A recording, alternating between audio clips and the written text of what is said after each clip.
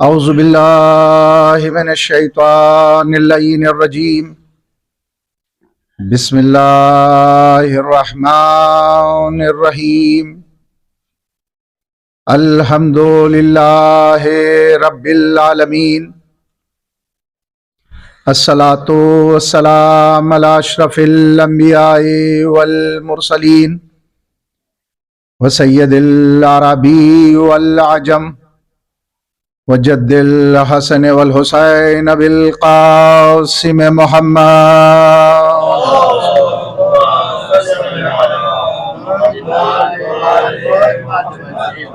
واہل بیتہ الطیبین الطاہرین ولعنۃ اللہ علی اعدائہم اجمعین من الآن الی قیام یوم الدین رب اشرح لی صدری ویسر لی امری واحلل عقدۃ من لسانی یفقہوا قولی اما بعد فقد عز وجل فی القرآن الکریم بسم اللہ الرحمن الرحیم انا ھذہ تذکرہ فمن شاء اتخذ الی ربہ سبیلا صلوات ارشاد فرما دیں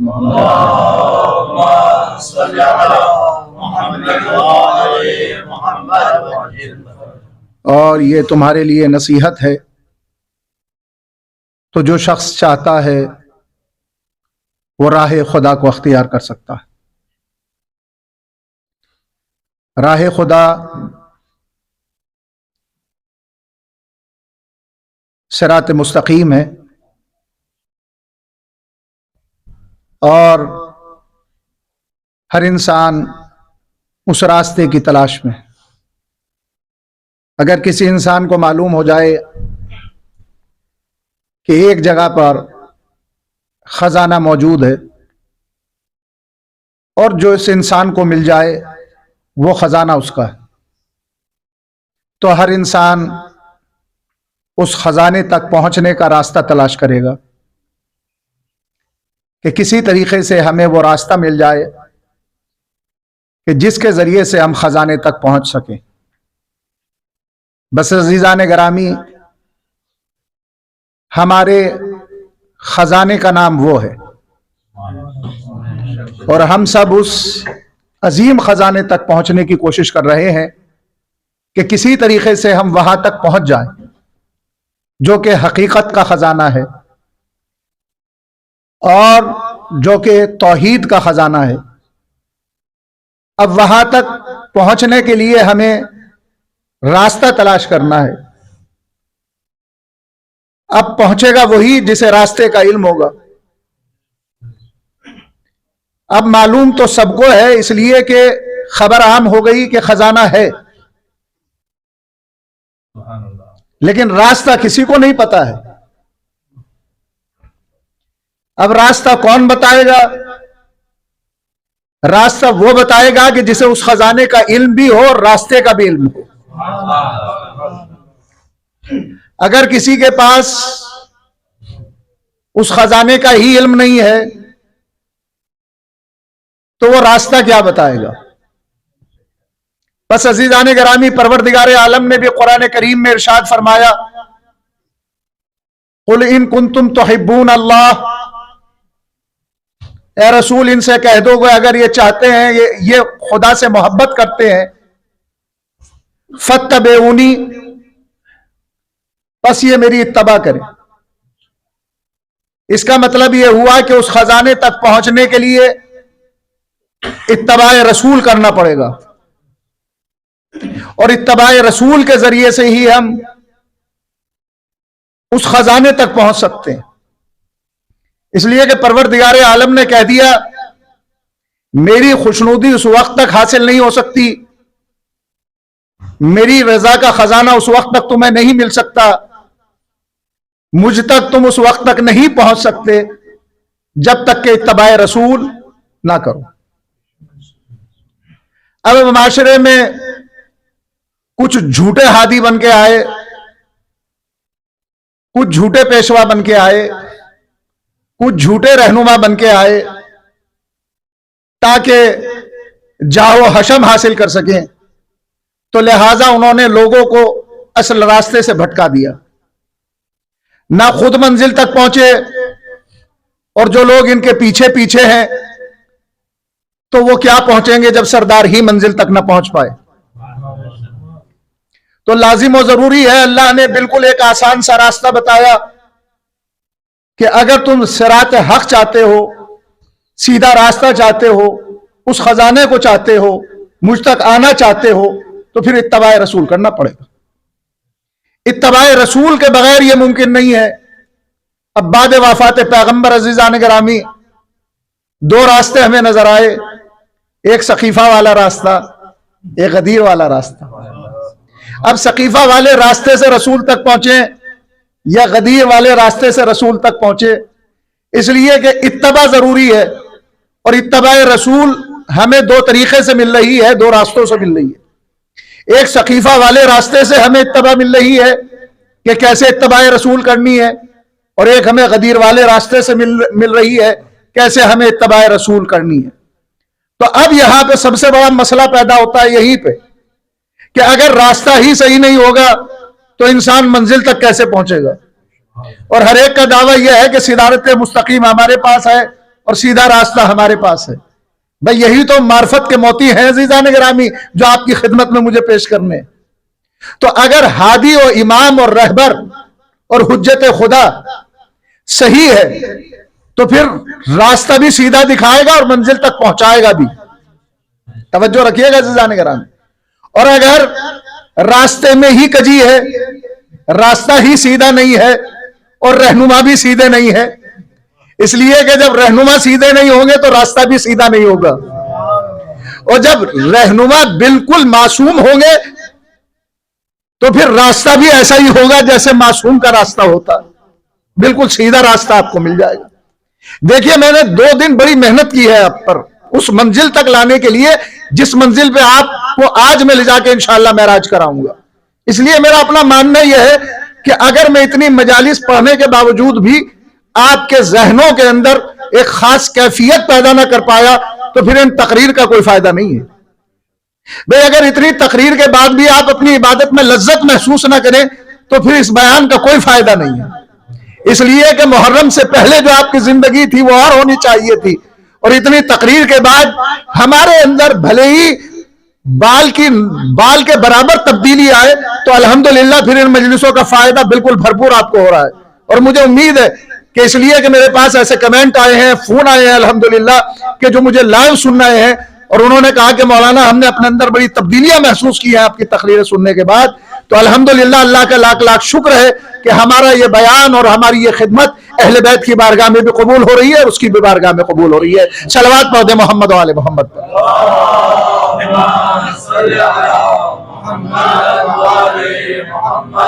تو ہم 2 راستوں سے پہنچیں گے، اتباع رسول کریں گے، یا تو سقیفہ والے راستے کے ذریعے یا غدیر والے راستے کے ذریعے۔ کہا کہ مولانا یہ تو کوئی بات نہیں ہوئی کہ یہ غدیر اور سقیفہ کا راستہ، کوئی سا بھی راستہ مل جائے تو اسی راستے پر چل کے ہم اتباع رسول کر سکتے ہیں، اور جب اتباع رسول ہو جائے گی تو پھر ہمیں ہماری منزل مل جائے گی۔ ہم نے کہا کہ دیکھیے ایک ہوتی ہے اطاعت اور ایک ہوتی ہے اتباع، اور دونوں واجب ہیں، الگ الگ آیتوں میں دونوں کا تذکرہ ہے۔ رسول کی اتباع بھی کرو، رسول کی اطاعت بھی کرو۔ اب کیونکہ ماشاءاللہ پڑھے لکھے افراد ہیں، نوجوان بھی میرے سامنے بیٹھے ہوئے ہیں، میرے چھوٹے بھائی بھی بیٹھے ہوئے ہیں، دیکھیے ایک ہوتی ہے تھیوری اور ایک ہوتا ہے پریکٹیکل۔ تو رسول نے تھیوری بھی کی جو بیان کیا، اور پریکٹیکل بھی کیا جو کر کے دکھایا۔ بھئی یہی ہے اتباع اور یہی ہے اطاعت۔ بھئی اب 2 راستوں سے ہمیں نظر آ رہی ہے اطاعت اور اتباع، ایک سقیفہ سے اور ایک غدیر سے۔ کہا کہ مولانا یہ تو کوئی بنیادی بات نہیں ہوئی اور یہ کوئی بڑا مسئلہ نہیں۔ بڑا مسئلہ کیسا نہیں ہے؟ سب سے بڑا مسئلہ ہی ہے، اس لیے کہ 2 نظریے ہیں، وہاں کی توحید اور ہے، یہاں کی توحید اور ہے۔ وہاں پہ عدل نہیں ہے، یہاں پہ عدل ہے۔ وہاں پہ عقیدہ نبوت اور ہے، یہاں پہ عقیدہ نبوت اور ہے۔ وہاں پہ عقیدہ امامت ہی نہیں ہے، یہاں پہ عقیدہ امامت ہے۔ وہاں کی قیامت اور ہے، یہاں پہ عقیدہ قیامت اور ہے۔ اور پھر آپ دیکھیے وضو، نماز، حج، خمس، زکوٰۃ، جتنے مسائل ہیں سب میں اختلاف۔ وہ خمس کے قائل نہیں ہے. تو اس طریقے سے بہت بڑا فرق ہے. کون کہتا ہے کہ فرق نہیں ہے عزیزان گرامی؟ تو پھر مولانا کیسے سمجھے ہم کون سے والے راستے پہ عمل کریں؟ غدیر والے راستے پہ عمل کریں کہ ثقیفہ والے راستے پہ عمل کریں، تاکہ ہمیں رسول کی اتباع اور اطاعت مل جائے. اور جب اتباع رسول مل جائے گی تو پھر وہ بھی مل جائے گا. ہم نے کہا کہ دونوں کو ایک جگہ رکھ کے دیکھ لیجئے، ایک طرف ثقیفہ ہے، ایک طرف غدیر ہے. بس ہم آغاز کرتے ہیں. ثقیفہ میں قرآن کی آیت ہے یا نہیں؟ کہا کہ مولانا کوئی آیت نہیں. ہم نے کہا غدیر میں آیت ہے یا نہیں؟ کہا کہ قرآن چلا چلا کر کہہ رہا ہے یا ایھا الرسول بلغ ما انزل الیک من ربک وان لم تفعل فما بلغت رسالتہ واللہ یعصمک من الناس. فقط ایک آیت نہیں بلکہ پھر دوسری آیت نازل ہوئی. آج ہم نے دین کو کامل کیا اور اتمام نعمت کر دیا. الیوم اکملت، پھر تیسری آیت بھی نازل ہو گئی. الیوم یئس الذین کفروا، آج کے دن کفر مایوس ہو گیا. تو عزیزان گرامی ثقیفہ میں کوئی آیت نظر نہیں آتی، غدیر میں تین تین آیتیں نظر آتی ہے. صلوات پڑھیں محمد و آل محمد پر.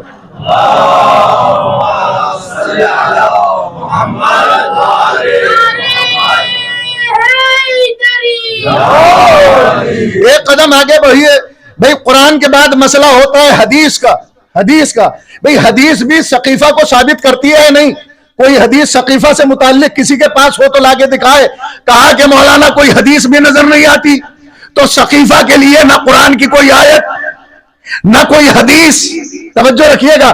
لیکن کیا غدیر کے متعلق بھی کوئی حدیث ہے یا نہیں؟ کہا کہ مولانا یہ کیسے ممکن ہے کہ قرآن کی آیت تو ہو اور حدیث نہ ہو؟ کہا کہ یہ تو ایسی حدیث ہے کہ انکار کرنے والے بھی انکار نہ کر سکے. غدیر میں رسول نے فرمایا من کنت مولا ہو فہذا علی المولا.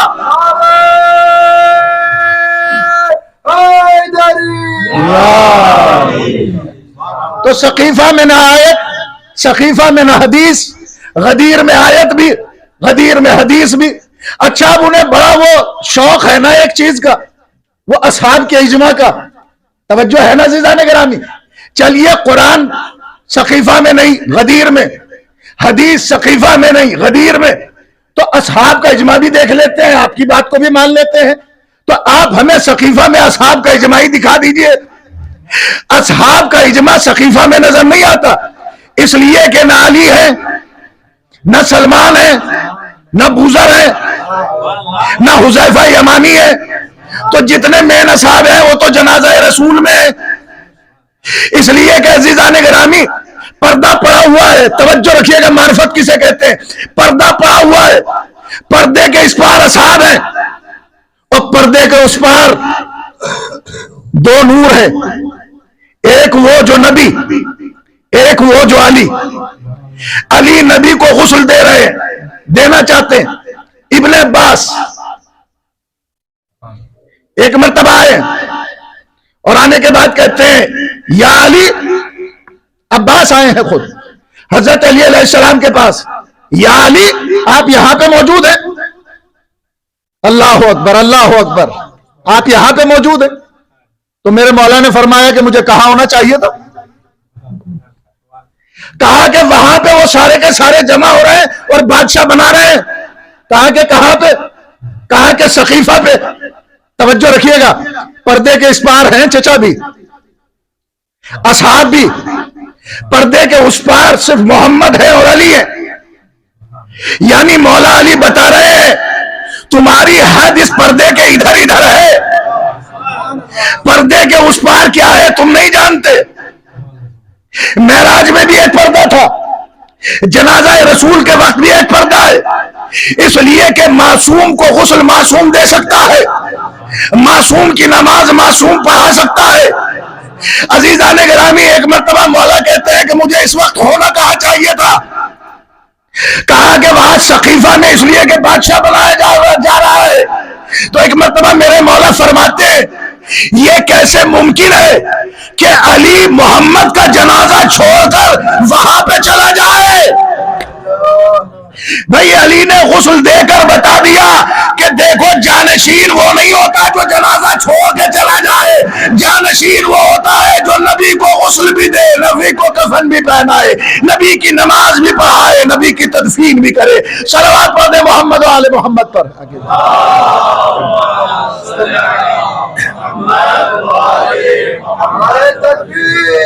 اللہ اکبر یا رسول اللہ۔ معرفت کی گفتگو چل رہی ہے نا، وہاں تک پہنچنا ہے، ہمیں خزانے تک پہنچنا ہے، اس کو پہچاننا ہے، راستے کو صرف جاننا نہیں ہے، اس لیے کہ اگر جانیں گے تو بھٹک سکتے ہیں، پہچانیں گے تو بھٹکیں گے نہیں۔ توجہ رکھیے، اگر آپ کو کوئی کہے کہ آپ فلاں جگہ ایسے ایسے ہو کے چلے جائیے، آپ راستہ نہیں پہچان سکتے، امکان ہے بھٹکنے کا، لیکن اگر آپ نے راستہ پہچان لیا تو بھٹکیں گے نہیں۔ بس محمد و آل محمد اسے پہچانوانے کے لیے آئے تھے، اور ان میں اور دوسروں میں یہی فرق ہے۔ میں بتا رہا ہوں کہ رسول کی اتباع کے ذریعے وہاں تک پہنچیں گے۔ اب دو ذریعے سے اتباع، ایک سقیفہ، ایک غدیر۔ سقیفہ کے اندر نہ آیت نہ حدیث نہ اصحاب کا اجماع، غدیر میں آیت بھی ہے، حدیث بھی ہے، اور تمام اصحاب کا اجماع بھی ہے۔ جب غدیر کا واقعہ رونما ہوا اور رسول اعلان کر چکے تو اب یہ وہی مجمع تھا جو کہہ رہا تھا بخن بخن لگے یا علی، یا علی آپ کو بہت بہت مبارک ہو، لیکن ایک بڑا ٹیکنیکل جملہ کہا، آپ کو مبارک ہو، آپ مومن و مومنات کے مولا ہو گئے۔ کتنے ذہین تھے، کہہ رہے تھے کہ مومن و مومنات کے مولا ہوئے ہیں، ہمارے نہیں ہوئے۔ بے صلوات پڑھے نا محمد و آل محمد پر۔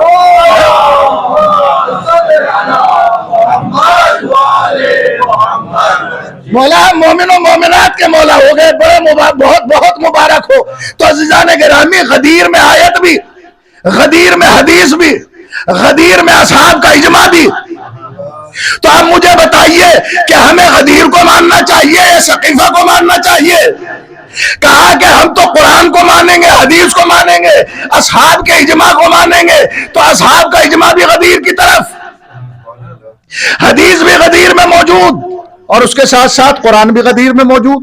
تو اس کا مطلب یہ ہے کہ اس کے علاوہ اگر ہم کسی کے ذریعے سے رسول تک پہنچے تو پھر تو وہ نہیں ملے گا جو رسول نے بتایا، پھر تو وہی ملے گا جو انہوں نے بتایا۔ میں نے عرض کیا تھا نا کہ جب یہ سب آئے، یا علی ہم آپ کے ہاتھ پہ بیعت کرنا چاہتے ہیں لیکن آپ کو شیخین کی سیرت پہ عمل کرنا پڑے گا، تو میرے مولا نے فرمایا میں سیرت رسول پہ عمل کروں گا، شیخین کی سیرت پہ عمل نہیں کروں گا۔ اس کا مطلب یہ ہوا کہ سقیفہ دفاع میں جو پارٹی وجود میں آئی اس نے تصویر اسلام کو اتنا بدل دیا تھا، اتنا بدل دیا تھا، اتنا بدل دیا تھا کہ علی کے دور میں جب کسی صحابی نے علی کے پیچھے نماز پڑھی تو یہ کہتا ہوا نظر آیا آج تو میں نے بہت دن کے بعد وہ نماز پڑھی جو رسول کے پیچھے پڑھتا تھا۔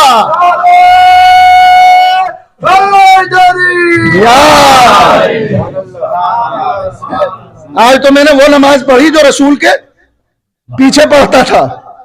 اسی لیے کہ عزیزان گرامی اتباع کے ذریعے سے وہاں تک پہنچ سکتے ہیں، اور یہ بہت اہم مسئلہ ہے، اس لیے کہ جب تک ہم اوامر پہ عمل نہیں کریں گے اور نواہی سے پرہیز نہیں کریں گے، اوامر کہتے ہیں جس کا حکم دیا گیا ہے، نواہی جس سے روکا گیا ہے۔ تو اسلام میں واجبات وہ ہیں کہ جس کے کرنا ہمارے اوپر فرض ہے، نماز، روزہ، حج، خم، زکوٰۃ، ہے نا، یہ سب چیزیں۔ اس میں کچھ مستحبات بھی ہیں، اس میں اختیار ہے کرے نہ کرے، لیکن بہتر ہے کہ کیا جائے، ہے نا۔ اور دوسری منزل حرام کی ہے، حرام جس سے روکا گیا، اور وہ تمام تفصیلات جتنے گناہ ہیں چھوٹے بڑے سب وہ نہیں کرنے چاہیے۔ اس کے ساتھ ساتھ ہے مکروہ، اگر زیادہ احتیاط اور محتاط انسان ہے تو مکروہات سے بھی پرہیز کرنا چاہیے، ہے نا۔ تو جب اوامر اور نواہی کی پابندی ہوگی پھر انسان کی معرفت میں اضافہ ہوگا۔ توجہ رکھیے گا عزیزان گرامی، پھر کیا اضافہ ہوگا انسان کی معرفت میں۔ لیکن اوامر اور نواہی پہ پہلے صحیح عمل تو کیا جائے، تو کیسے ہم صحیح عمل کریں؟ پروردگار عالم نے ہمیں اتباع رسول کا اسی لیے تو عمل حکم دیا کہ جب رسول کی اتباع ہوگی تو پھر صحیح عمل ہوگا. جب صحیح عمل ہوگا تو پھر معرفت میں اضافہ ہوگا. معرفت میں اضافہ ہوگا تو حقیقت تک پہنچ جاؤ گے. حقیقت تک پہنچ جاؤ گے. اب یہ کون بتائے عزیزان گرامی؟ اتباع رسول کہا کہ وہی جو غدیر سے ہمیں ملا ہے، اس لیے کہ رسول نے جیسا کیا ایسا ہی جانشین بھی کرے گا. تو جیسے نبی نے کیا ایسے علی نے کیا، اور جیسے علی نے کیا ایسے امام حسن نے کیا، اور جیسے امام حسن نے کیا ایسے امام حسین نے کیا. لفاظی نہیں کرنی ہے، وقت نہیں لینا آپ کا زیادہ. اور جیسے سب نے کیا ایسا امام عصر نے کیا. بے توجہ رکھیے گا. یہی تو وجہ ہے وہاں پہ 4 امام ہوئے، چاروں کا انداز الگ الگ. کسی نے کہا یہاں ہاتھ باندھو، کسی نے کہا یہاں ہاتھ باندھو، کسی نے کہا یہاں ہاتھ باندھو، کسی نے کہا کہ کھول کے پڑھو. توجہ رکھیے گا. 4 امام، چاروں کا طریقہ الگ. جملہ عرض کروں، یہاں پہ 12 امام، سب کا طریقہ ایک. 12 ہے، طریقہ ایک ہے. کیوں؟ اس لیے کہ انہوں نے لیا ہے محمد سے، تو جو ان سے لیا وہی سب نے کیا. اور وہاں پہ جن کے دل میں جو آیا، جس نے جیسا سمجھا، ایسا بھی ہوا کہ بڑوں نے ان کے خواتین سے مسئلے پوچھے ہیں. صلوات پڑھے محمد و آل محمد پر. ایسا بھی ہوا. تو عزیزان گرامی، جاننا اور ہوتا ہے اور پہچاننا اور ہوتا ہے. اور جب انسان پہچان لیتا ہے نا تو پھر اسے معرفت ہوتی ہے. اور جب معرفت ہوتی ہے نا تو پھر عبادت کا مزہ ہی کچھ اور ہوتا ہے. پھر مزہ ہی کچھ اور ہوتا ہے. اب آپ کو میں سمجھا دیتا ہوں. آپ سورہ یاسین پڑھتے ہیں نا سب، تو آج کے بعد سے جب آپ پڑھیں گے تو پھر عجیب لذت محسوس کریں گے. اس لیے کہ ابھی تک تو ہم نے اس نیت سے پڑھ رہے ہیں کہ یاسین کا پڑھنا ثواب ہے، بڑی خیر و برکت. صادق آل محمد امام جعفر صادق علیہ الصلوۃ والسلام ارشاد فرماتے اگر کوئی دن میں سورہ یاسین پڑھے تو وہ محفوظ رہے گا، اور اگر رات میں سورہ یاسین پڑھے تو پروردگار عالم اس کے گناہوں کو بخش دیتا ہے اور 1000 فرشتے پیدا کرتا ہے جو اس کے لیے استغفار کرتے ہیں صبح قیامت تک. اور اس کا سارا ثواب اس کے حصے میں ہے. اور اگر یہ انتقال کر جائے تو قبر میں ساتھ ساتھ رہتے ہیں، قبر کو کشادہ کر دیتے ہیں، قبر کو کشادہ کر دیتے ہیں. اگر عذاب نازل ہونے والا ہوتا ہے اسے روک دیتے ہیں، اسے روک دیتے ہیں. قیامت کے دن اٹھے گا، تنہا نہیں اٹھے گا، فرشتے ساتھ ساتھ ہوں گے. اور پھر مولا نے فرمایا کہ جو سورہ یاسین پابندی سے پڑھتا ہے نا رات میں، اللہ اسے ایک خاص اختیار دے گا، کہے گا جس کی شفاعت کرنا چاہتا ہے کر دے. عزیزان گرامی، اگر ایک عام انسان جو کہ متدین ہے اور ائمہ کے اوپر عقیدہ رکھتا ہے، اسے تو یہ اختیار ہے کہ وہ شفاعت کر دے، تو کیا مادر امام حسین شفاعت نہیں کر سکتے؟ جو بولتے ہوئے قرآن ہے وہ شفاعت نہیں کر سکتے؟ اور پھر اس کی بڑی فضیلت بیان کی ہے الگ الگ انداز سے.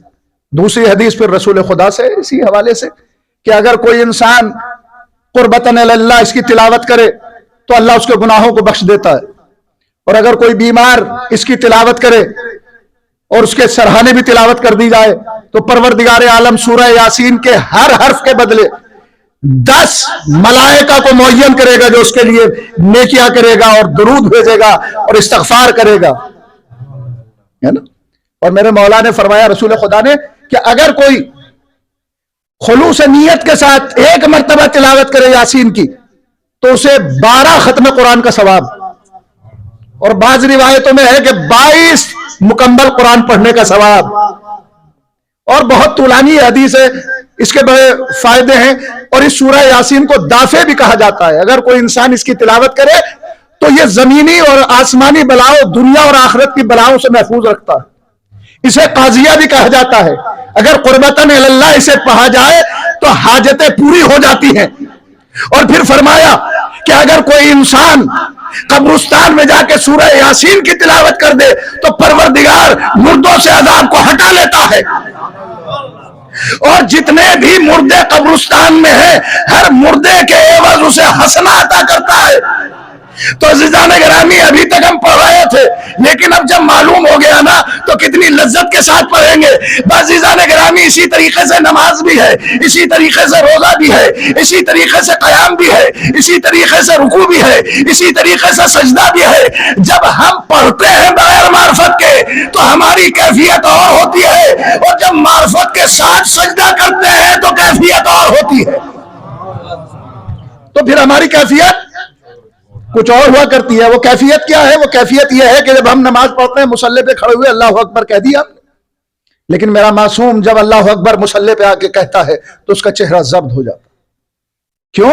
اس لیے کہ اسے اس کی معرفت۔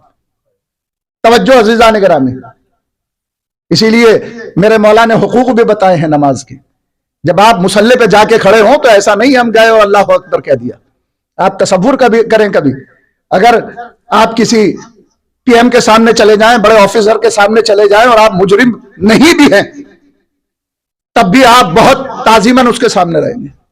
اور ہم نے تو اتنے جرم کر رکھے، ہم نے تو اتنے گناہ کر رکھے ہیں، اگر کسی بڑے آفیسر کے سامنے جائیں، عدالت میں جائیں تو ہماری حالت کیا ہوگی؟ اگر ایک بچہ کوئی خطا کرے اور وہ اپنے باپ کے سامنے آتا ہے تو کیسے آتا ہے؟ سہمے ہوا آتا ہے نا، ڈرا ہوا آتا ہے نا۔ توجہ رکھیے گا عزیزان گرامی، ہم کس کی بارگاہ میں جا رہے ہیں؟ جو بادشاہوں کا بادشاہ ہے۔ تو ہماری کیفیت کیسی ہونی چاہیے؟ ہم جس کی بارگاہ میں جا رہے ہیں اس کی عظمت نگاہوں میں ہونی چاہیے۔ اللہ اکبر، وہ اکبر ہے، وہ بزرگ و برتر ہے، اس کے مقابلے پہ کوئی نہیں ہے۔ تو اس کیفیت کے ساتھ جب ہم اس کی بارگاہ میں کھڑے ہوں تو یہ قیام کی حالت ہو۔ جب رکوع میں جائیں، اے پروردگار ہماری جھولی کے اندر کوئی نیکی نہیں ہے، بس اتنی نیکی ہے کہ بس میں تیرا کلمہ پڑھتا ہوں، میں تیری توحید کا اقرار کرتا ہوں، میں تو بہت گناہگار بندہ ہوں، یہ گردن تیری بارگاہ میں حاضر ہے، تو چاہے تو اسے لے لے یا میرے گناہوں کو بخش دے۔ اور جب سجدے میں جائیں تو اس کیفیت کے ساتھ جائیں، اے پروردگار میں تیرے سامنے سب کچھ اپنی عزت کو تیری بارگاہ میں رکھ رہا ہوں، اس لیے کہ مجھے دی ہوئی عزت اور دی ہوئی نعمتیں اور انعام یہ سب تیری طرف سے ہے۔ اگر اس سے بھی کوئی پس چیز ہوتی تو میں اس کے سامنے اپنی پیشانی کو رکھ دیتا، اس کے سامنے میں اپنی پیشانی کو رکھ دیتا۔ یہ نعمتیں آپ کو کہاں سے مل رہی ہیں؟ امام حسین کے در سے مل رہی ہیں۔ یہ لذتیں جو عبادت میں آپ محفوظ کریں گے، یہ کس کا صدقہ ہے؟ امام حسین کا صدقہ ہے۔ یہ گریہ کی وجہ سے ہمیں نصیب ہو رہا ہے۔ لوگ کہتے ہیں آپ روتے کیوں ہیں؟ آپ روتے کیوں ہیں؟ کیا آپ کے اندر صبر نہیں ہے؟ عزیزان گرامی، گریہ منافع صبر نہیں ہے، صبر سے منع نہیں کرتا ہے گریہ، رکاوٹ نہیں ہے صبر کے اندر گریہ رونا، اس لیے کہ انبیاء روئے ہیں، مرسلین روئے ہیں اس واقعے کے اندر، اس لیے کہ جو اس غم میں ڈوب کے رونے لگا اہل بیت اسے معرفت کے موتی دینے لگتے ہیں۔ لوگ کہتے ہیں آپ کربلا پہ گریہ کرتے ہیں، ہم یہی تو کہہ رہے ہیں، ہم جس کربلا پہ گریہ کرتے ہیں اسی کی خاک پہ سجدہ بھی کرتے ہیں، ہم اسی کی خاک پہ سجدہ بھی کرتے ہیں۔ اور یہ ہم بتا رہے ہیں کہ جب اس خاک پہ سجدہ ہوتا ہے تو پھر کس معرفت کے ساتھ ہوتا ہے، پھر کس منزل تک آدمی پہنچ جاتا ہے۔ بس عزیزان گرامی، جاننا اور ہے اور پہچاننا اور ہے، اس لیے کہ ہم جب تک انہیں نہیں پہچانیں گے اہل بیت کو، اس کو اس وقت تک نہیں پہچان سکتے ہیں۔ اب میں اپنے بھائیوں کی طرف خاص طور سے متوجہ ہو رہا ہوں، آج کی مجلس کا سب سے بہترین تحفہ آپ کو دے رہا ہوں، کیونکہ یہ چیز یاد رہ جائے گی، کوئی چیز آپ کے یاد رہے نہ رہے۔ بالکل آسان کر دیتا ہوں، معرفت ہے کیا چیز اور اس کا فائدہ کیا ہے، بالکل اسی طریقے سے آپ سمجھ لیجئے، بالکل آسان کر رہا ہوں۔ مولا مجھے توفیق دیں اور میں اس پیغام کو پہنچانے میں کامیاب ہو جاؤں انشاءاللہ۔ آپ ایک جنگل میں چلے جائیں اور وہاں پہ پیچھے جانور ہیں، پیچھے جانور ہے، آپ کے پاس ایک اسکرین ہے جو لگی ہوئی ہے، آپ نے اس اسکرین پہ کچھ چلا دیا، ماشاءاللہ اس پہ پہلے تلاوت آ رہی ہے، پھر حدیث قصہ آ رہی ہے، پھر مجلس آ رہی ہے، پھر نوحے آ رہے ہیں، پھر ماتم ہو رہا ہے، آپ بیٹھے ہیں وہاں پر، آپ کی آنکھوں میں آنسو آئیں گے جب مصائب ہوں، جب مجلس ہوگی آپ سمجھیں گے، بے شک سمجھیں گے۔ آپ کے پیچھے وہ جانور بھی ہیں جو دیکھ رہے ہیں، آپ کے پیچھے وہ جانور بھی ہیں جو اس اسکرین کو دیکھ رہے ہیں، ان کی سمجھ میں کچھ آ رہا ہے؟ وہ دیکھ رہے ہیں کہ کچھ تصویریں ہیں جو چل رہی ہیں، کچھ ہو رہا ہے، آنکھوں سے دیکھ رہے ہیں نا وہ تو جانور، لیکن ان کی سمجھ میں کچھ نہیں آ رہا ہے، اس لیے کہ وہ صرف دیکھ رہے ہیں۔ عارف میں اور ہم میں یہی فرق ہے، ہم صرف دیکھتے ہیں درخت کو، گاڑیوں کو، انسان کو، سورج کو، آسمان کو، سمندر کو، لیکن عارف ایسے نہیں دیکھتا، وہ تو ایک ایک نعمت کو دیکھتا چلا جاتا ہے، اسے پہچانتا چلا جاتا ہے۔ جس طریقے سے جانور ایک کے سامنے اسکرین آ تو رہی ہے، اسے معلوم نہیں ہے کہ اس میں کیا ہو رہا ہے، تلاوت ہو رہی ہے کہ مجلس ہو رہی ہے کہ مصائب ہو رہے ہیں کہ فضائل ہو رہے ہیں کہ قصیدہ پڑھا جا رہا ہے کہ نوحہ پڑھا جا رہا ہے، اسے تو پتہ ہی نہیں ہے۔ بھائی اسی طریقے سے یہ کائنات ہماری نگاہوں کے سامنے ہے، ہم سورج کو دیکھتے ہیں لیکن اس تک نہیں پہنچتے، ہم کائنات کی اشیاء کو تو دیکھتے ہیں لیکن اس تک نہیں پہنچتے، لیکن پروردگار عالم جب ہمارے دل کے اندر معرفت کو پیدا کر دیتا ہے تو ہم دیکھتے ہیں انسان کو، پہچانتے ہیں اسے، دیکھتے ہیں چیزوں کو، پہچانتے ہیں اسے۔ اے پروردگار تو کتنا عظیم ہے، اگر ہم صرف آنکھ کی ہی سائنس پہ غور کریں تو ہماری عقل سے بالا ہے۔ انسان کے اندر دل کو رکھا، دھڑکنوں کو رکھا، آنکھ کو رکھا، اور اتنی چھوٹی سی مشینری کے اندر کتنا بڑا تو نے سسٹم رکھ دیا، اگر ہم بنانا چاہیں تو بنا نہیں سکتے، ہم بنا نہیں سکتے۔ سمندر پہ غور کریں، اگر سمندر کا پانی آوارہ ہو جائے تو شہر ختم ہو جائے، کیا قدرت ہے تیری کہ تو نے پانی کو اپنی جگہ پہ ٹھہرا رکھا ہے؟ اگر بادل سر پہ آ کے گر جائے، کیا تیری قدرت کہ ہوا کے دوش میں بادل چل رہے ہیں؟ ہے کسی کی مجال کہ اس ٹیکنالوجی کو پیدا کر سکے؟ تو عزیزان گرامی، ہم ایک ایک چیز کے ذریعے سے اسے پہچان سکتے ہیں۔ پوری دنیا میں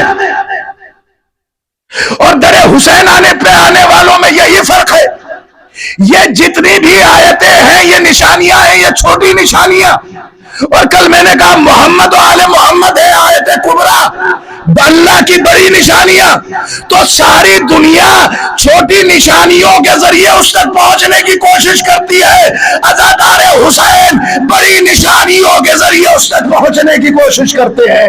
صلوات پڑھ دیں محمد و آل محمد پر۔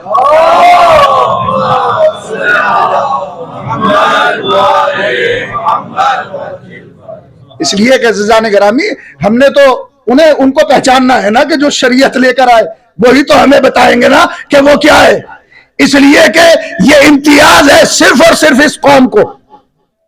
ساری دنیا کے جو رہبر ہیں نا وہ راستہ دکھا کے چلے جاتے ہیں، منزل کا پتہ نہیں ہوتا، لیکن مولا کے چاہنے والے اور ہمارے امام اور ہمارے ہادی وہ نہیں ہے کہ جو صرف راستہ دکھا دیں، راستہ بتا دیں، نہیں، بلکہ ہمارے امام وہ ہیں کہ جو ہمارے ہاتھوں کو پکڑ کر منزل تک لے جاتے ہیں، ہاتھوں کو پکڑ کر منزل تک لے جاتے ہیں۔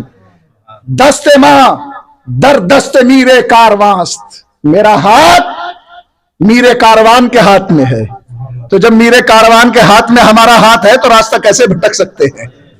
دست ماں در دست میرے کاروانست، لذت محسوس ہوتی ہے کس وقت؟ جب انسان کیفیتوں کے ساتھ سجدہ کرے، کیفیتوں کے ساتھ عبادت کرے۔ یہ درس ملے گا کہاں سے؟ محمد و آل محمد کے درس سے ہی تو ملے گا نا۔ بادشاہ وقت ہے، 7ویں امام کا زمانہ ہے، اور ایک عورت کو ہائر کیا ہے، اس نے کہا کہ یہ جو ہیں بڑے فضائل پڑھتے ہیں اپنے امام کے، امام کے اوپر تہمت لگائی جائے معاذاللہ۔ اس عورت کو زندان میں بھیجا گیا۔ 7ویں امام علیہ السلام عبادت میں مصروف ہیں۔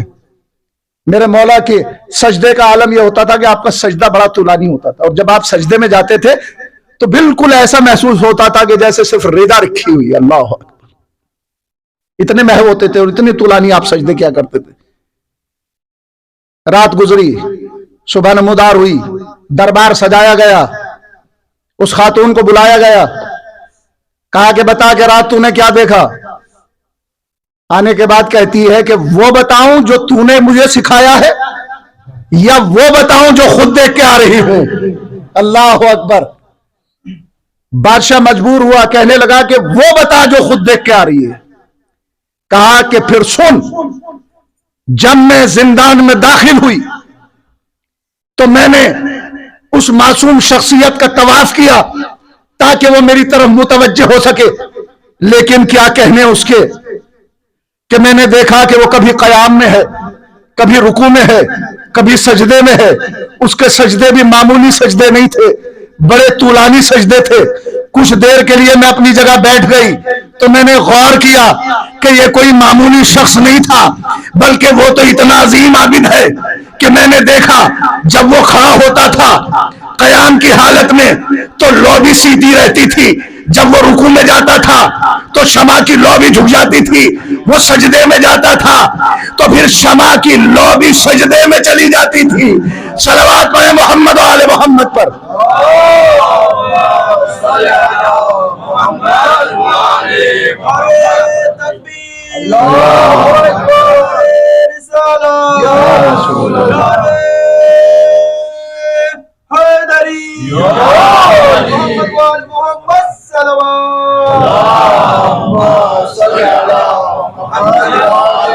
गई थी गुनाहगार बनकर जिंदान में, फाजरा थी, गुनाहगार थी, लेकिन जब पलटी तो मोमिना बन के पलटी।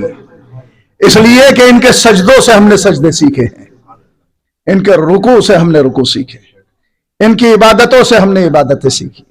इसलिए कि ये बताएंगे कि वो क्या है, इनके बगैर हम उस तक नहीं पहुंच सकते।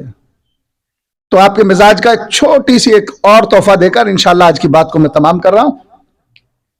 मार्फत के लिए इल्म पहला जीना है और उसके बाद फिर है तौफीक और इनकी ताईद, और ये जिसे चाहे तो मार्फत के मोती अता कर दे। सादिक आले मोहम्मद इमाम जाफर सादिक अलैहिस्सलातु वस्सलाम की अजीम बारगाह में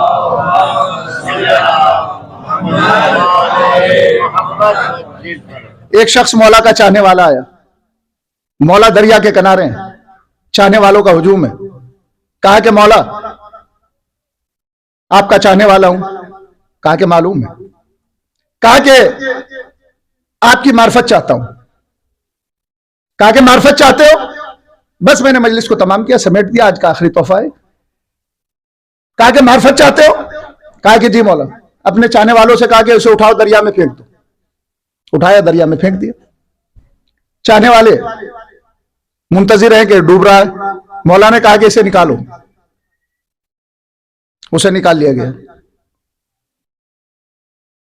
क्योंकि आवाज देता रहा कि मुझे बचाओ, मुझे बचाओ, मुझे बचाओ। कहा कि मौला मार्फत चाहता हूं। कहा कि इसे दोबारा दरिया में फेंक दो। उसे दोबारा दरिया में फेंक दिया गया। अब जो सामने 10 अफराद खड़े हुए थे उनसे कह रहा था कि मुझे बचाओ, मुझे बचाओ, मुझे बचाओ। मौला ने कहा कि इसे निकाल लो। तवज्जो।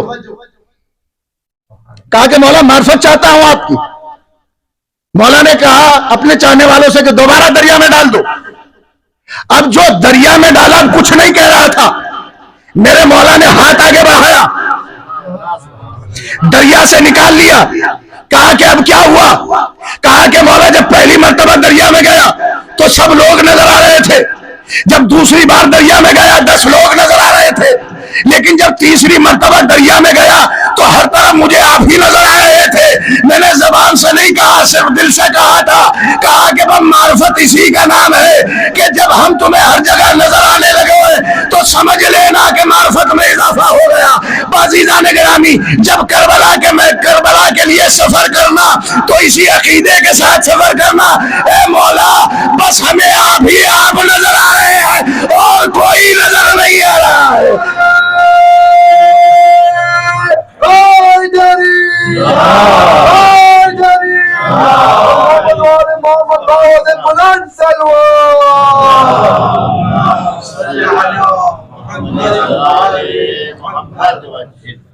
खुशा नसीब है वो अफराद जो इस फर्श पे बैठे हुए, जो रो रहे हैं, गिरिया कर रहे हैं, आंसू बहा रहे हैं, तबरुक का एहतमाम कर रहे हैं, फर्श अज़ा बिछा रहे हैं, मातम कर रहे हैं, नोहा पढ़ रहे हैं। सिर्फ 2 जगह मैंने इस मफहूम की हदीस को पढ़ा और दोनों इमाम सादिक अलैहिस्सलाम से है। अल्लाह जब किसी के बारे में नेकी का इरादा करता है तो फिर परवरदिगार आलम उसे गम हुसैन में खिदमत करने की तौफीक अता फरमाता है। और मैं अक्सर ये जुमला कहता हूँ نہ ہر ایک کی قسمت میں یہ ہے کہ وہ اس راہ میں اپنی دولت خرچ کر سکے، نہ ہر ایک کی قسمت میں یہ ہے کہ اس در پہ آ کے خدمت کر سکے۔ مولا نہ ہر ایک کی دولت کو قبول کرتے ہیں، نہ ہر ایک کی خدمت کو قبول کرتے ہیں۔ اور دوسری حدیث زیارت کربلا کے حوالے سے ہے، اللہ جب کسی کے بارے میں خیر کا ارادہ کرتا ہے تو اسے زیارت کربلا کی توفیق عطا فرماتا ہے۔ عزیزان گرامی، دنیا اور آخرت کی کامیابی پروردگار عالم نے اسی غم میں رکھ دی ہے۔ پروردگار ہمیں سچا عزادار حسین بنائے۔ عزیزان گرامی، ندامت کا ایک آنسو انسان کو معرفت کی وہ معراج عطا کرتا ہے کہ ہم اس تک پہنچ نہیں سکتے۔ پروردگار عالم آپ کو ہر زمینی آسمانی بلا سے محفوظ رکھے، کوئی غم نہ دے سوائے غم مظلوم کربلا کے۔ اس لیے کہ جو تاریخیں ہیں یہ سفر کی تاریخ ہے، اور اس میں علی کی بیٹیاں اہل حرم مصیبت کے زمانے سے گزر رہی ہیں۔ آج میرے بھائی نے جو سلام پڑھا شہزادی سکینہ کے حوالے سے پڑھا۔ حسین کی یہ بیٹی سکینہ آج بھی مضطرب ہے، پریشان ہے۔ یہ کون ہے سکینہ؟ جو حسین کا سکون ہے۔ شام غریبہ سے جو تماچے لگنے شروع ہوئے ہیں، سکینہ کبھی کوفہ، کبھی شام کا بازار اور کبھی دربار ہے۔ عزیزان گرامی، اس ننھی سی شہزادی کے اوپر جو مصیبتوں کے پہاڑ ٹوٹے ہیں میں بیان نہیں کر سکتا۔ یہ لٹا ہوا قافلہ جب بازار شام سے ہوتا ہوا دربار شام میں پہنچا تو اس میں عزیزان گرامی تڑپنے کے لیے تو یہی کافی ہے کہ علی کی شریف بیٹیاں اور دربار یزید میں، اور شہزادی سکینہ کا اپنے بابا حسین سے بہت گہرا تعلق تھا۔ جتنی مصیبتیں شہزادی سکینہ پہ پڑی ہیں اتنی ہی مصیبتیں امام حسین پر بھی پڑی، اور امام حسین کی شہادت کے بعد جو بے حرمتی آپ کے سر اقدس کی ہوئی ہے وہ بیان سے باہر ہے۔ عزیزان گرامی، بہت گہرا تعلق ہے نا امام حسین کا شہزادی سکینہ سے۔ جب یہ لوٹا ہوا قافلہ دربار شام میں پہنچ چکا، یزید اپنے تخت پہ بیٹھا ہوا ہے، 700 کرسی نشین ہے، اور علی کی بیٹیاں ایک گوشے میں کھڑی ہوئی ہے۔ بڑی لمبی داستان ہے، بڑے لمبے مصائب ہیں، صرف ایک رخ بیان کر دینا چاہتا ہوں، اور یہی رونے کے لیے کافی ہے، اور یہی ہماری نجات کے لیے بے عزیزان گرامی کافی ہے۔ یزید اپنے تخت پہ بیٹھا ہوا ہے، اور تخت کے پاس ایک تشت آ کے رکھا گیا۔ اس تشت کے اندر آپ کو معلوم ہے کیا تھا؟ سر اقدس حسین ابن علی۔ اللہ اکبر! ملعون نے سر اقدس کے ساتھ ایک مرتبہ گستاخی کی، میرے پاس الفاظ نہیں ہے کہ میں اس کی ادائیگی کر سکوں۔